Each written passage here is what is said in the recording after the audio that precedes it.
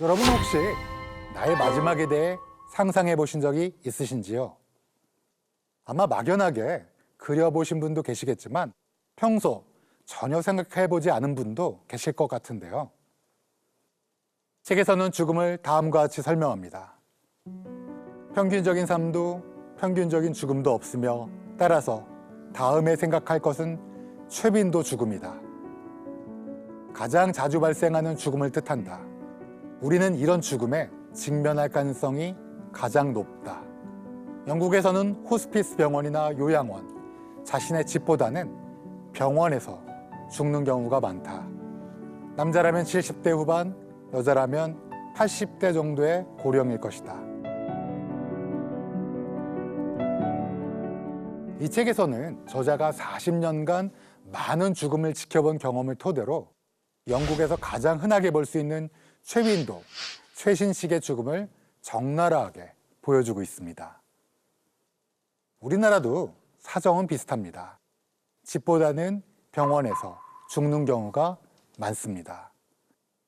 자, 우리의 죽음을 한번 상상해 볼까요?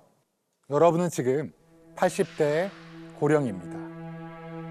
몇 달 혹은 몇 년에 걸쳐 건강이 서서히 악화가 되는 기간이 있었고 아마 치매가 진행되고 있을지도 모르죠.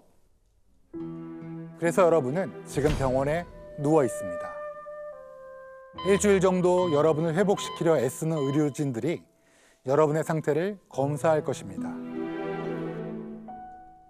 좋은 날과 나쁜 날이 있을 겁니다. 하지만 안타깝게도 시간이 지나면서 좋은 날보다는 나쁜 날이 더 많아지겠죠. 의사는 여러분의 가족들과 이야기를 하고 노인 환자에게 대부분의 의학적 치료는 미봉책이라고 설명할 것입니다. 거의 소용이 없다는 뜻이겠죠. 미봉책마저도 불가능해지는 상황이 되면 모두가 그 불가피한 현실을 받아들일 준비를 해야 합니다. 조만간 여러분에게 죽음이 닥칠 겁니다. 여러분은 죽음이 닥쳐왔을 때 어떤 치료법을 원하는지에 대한 논의를 한 적이 없습니다. 대신 가족들이 서로 상의해 의료진에게 알려주겠죠. 이때쯤 여러분은 나른한 상태로 몸을 움직이지 못할 겁니다. 고통에 얼굴을 찡그리면 해열 진통제와 액상 경구 몰핀이 투여될 것입니다. 책에는 이 다음 상황에 대해 이렇게 적혀 있습니다. 이제 당신은 낮 시간을 대부분 잠든 채로 보낼 것이다. 입으로는 아무것도 받아들일 수 없고 통증 완화제가 작은 펌프에서부터 피부 밑으로 천천히 주입될 것이다. 아마 폐렴이 생기고 숨쉬기 어려워질 것이다. 침대 옆에는 사랑하는 가족들이 신체적으로, 정신적으로 고갈된 상태로 앉아 당신에게 말을 걸고 당신은 가끔 대답할 것이다. 여러분은 점점 삶의 마지막을 향해 다가가고 있습니다. 의료진은 여러분의 가족에게 끝이 다가왔다고 알렸겠지만 이 마지막 단계가 얼마나 지속될지는 예측하기 매우 어렵습니다.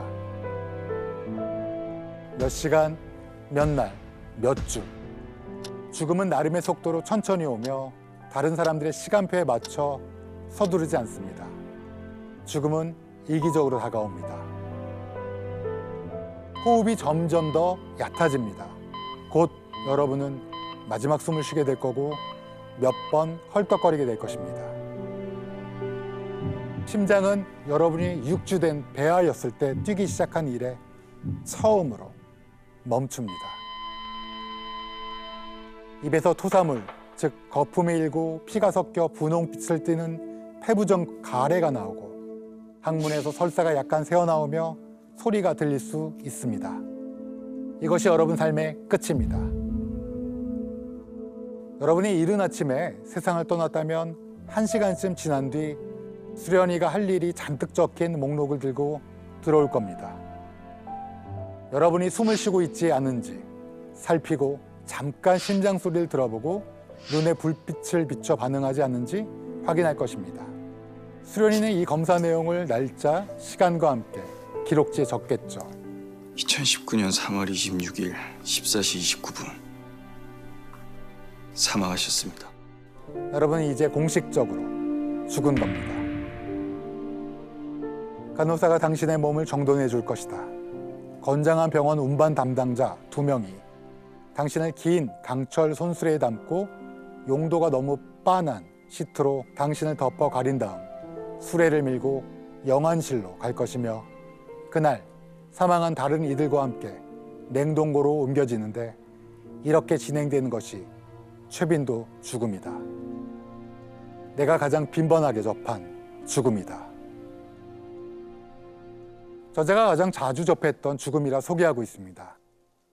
비록 이 죽음 이야기는 영국식 최빈도 죽음이지만 아마 우리들 대부분도 이와 비슷한 죽음을 맞이할 거라고 생각됩니다.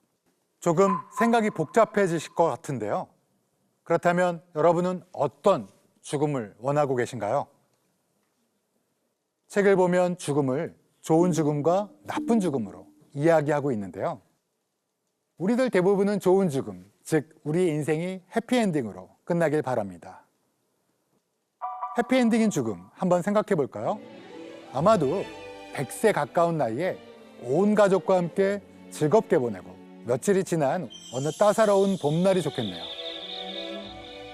으슬으슬 조금 기침이 나고 피곤해서 침실에 누워 잠이 들었는데 스르르 평온하게 영원히 깨지 않는 죽음. 이상적이고 좋은 죽음인데요. 안타깝지만 실제 이런 일은 좀처럼 일어나기는 어렵습니다. 이 책에서는 좋은 죽음이 어떤 것인지에 대한 몇몇 사례를 들고 있는데요. 여러분 혹시 이 노래 아시는지요?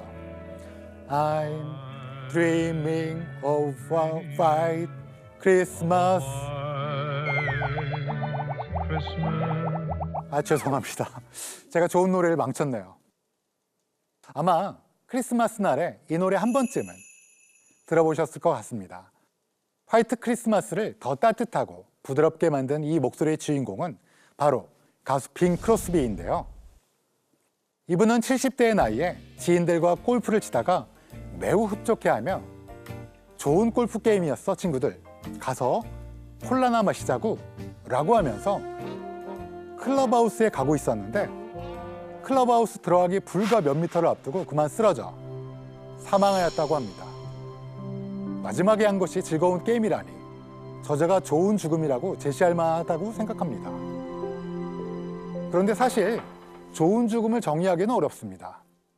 사람들이 100명이라면 100가지 다양한 방식의 삶이 있듯이 죽음 역시 다양하기 때문에 뭐가 좋고 뭐가 나쁜지는 단정할 수 없습니다만, 제가 생각하는 좋은 죽음이란 오랫동안 자신이 살아온 방식을 최대한 유지하다가 맞는 죽음이라고 생각합니다. 밥을 먹고 화장실을 가고 옷을 입고 씻고 하는 행위를 아주 어렸을 때 빼고는 스스로 해왔는데요.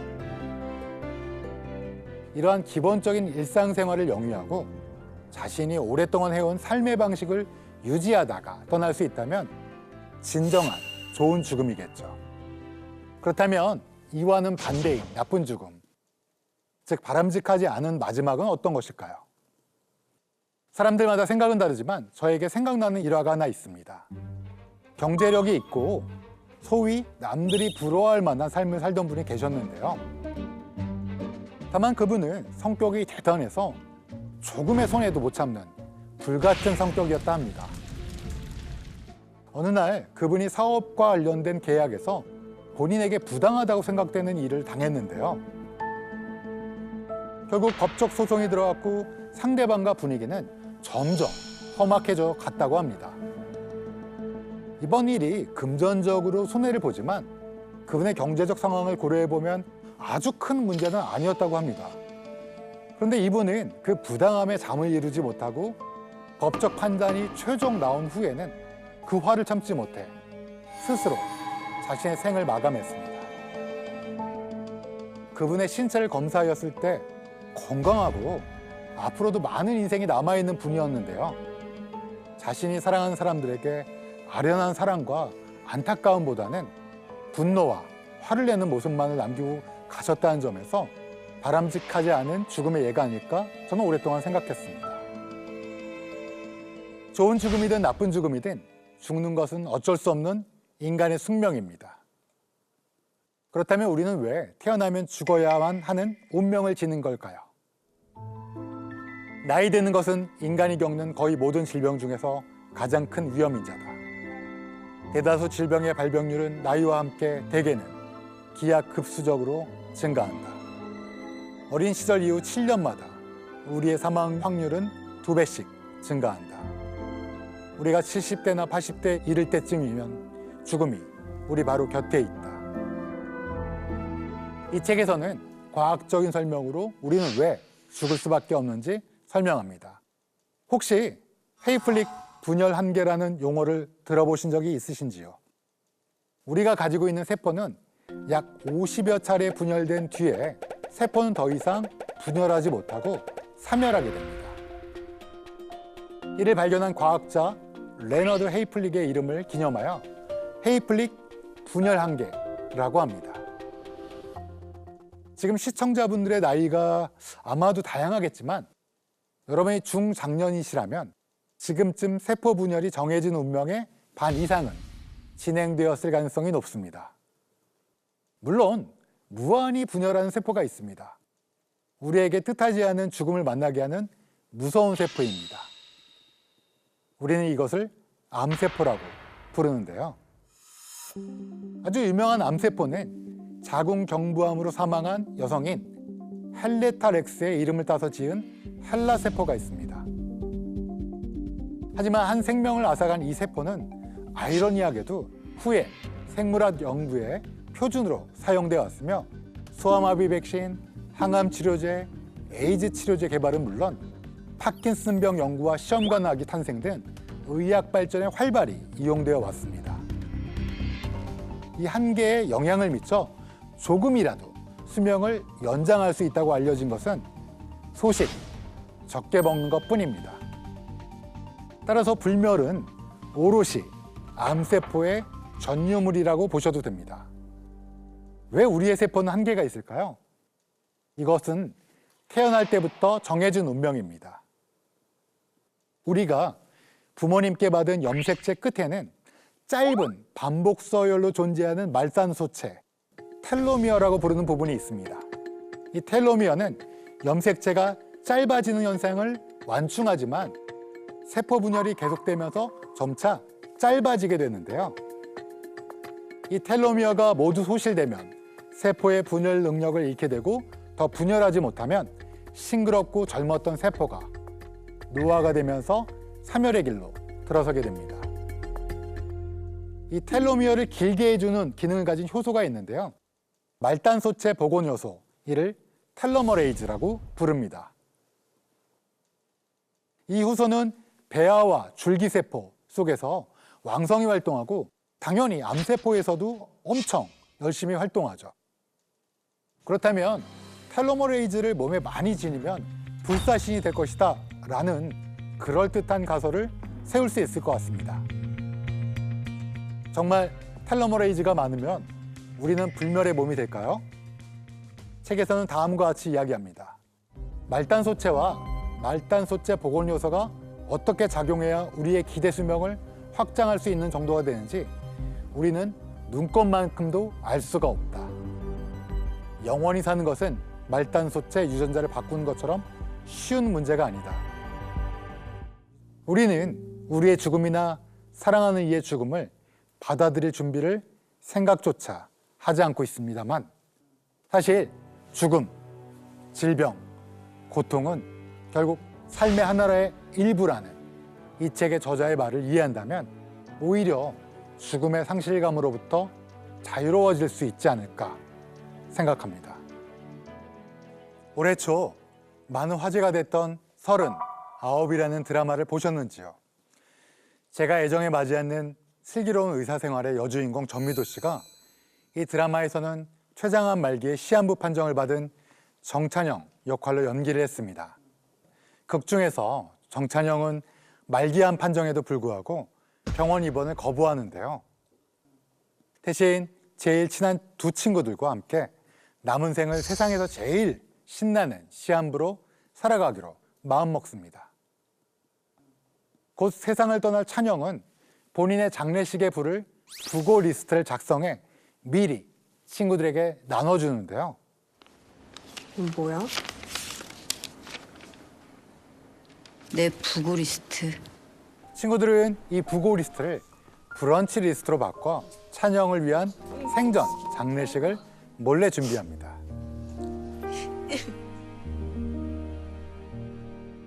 뜻하지 않게 죽기 전 보고 싶었던 지인들을 만난 찬영은 마지막 인사를 하고 갈 수 있게 되죠.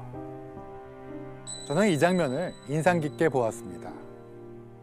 과거 늘 슬픔으로 점철된 장면을 넘어서 과하지 않게 그 죽음을 자연스럽게 받아들이고 맞이하는 사람을 보여줌으로써 시청자들에게 카타르시스를 느끼게 해주었습니다. 회피하고 싶은 죽음의 공포로부터 자유로워지는 한 가지 방법을 제시한 것이 아닌가 생각하게 되었고, 간만에 죽음에 대해 한 인간의 능동적인 자세를 취한 드라마였던 것 같아 흥미롭게 보았습니다.